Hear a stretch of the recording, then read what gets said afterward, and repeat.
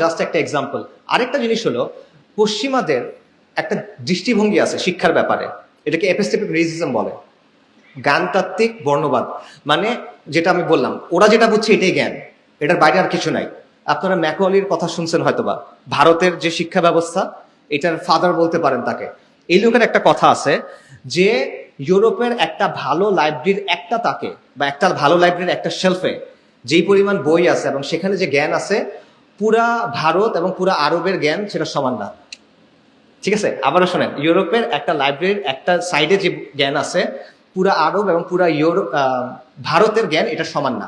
এটা হলো সহজ ভাষায় এপিস্টেমিক রেসিজম, যেটা তারা বুঝছে এটাই ঠিক, বাকিদেরটা গোনার টাইম নেই, এটা কোনো মূল্য নাই, সহজ কথা। এই দৃষ্টিভঙ্গিটা আমাদের মধ্যে আছে, আমাদের সমাজের মধ্যে এই দৃষ্টিভঙ্গি তৈরি হয়েছে। কিভাবে হয়েছে? কারণ ওরা নিজেদের একটা শিক্ষা ব্যবস্থা তৈরি করছে, ওটা তো শোষণ করে। কলোনিয়ালরা কি করছে, ইংরেজরা কি করছে, 200 বছর ধরে শোষণ করছে, লুটপাট করছে। লুটপাট করার জন্য কিন্তু একটা সিস্টেম লাগে।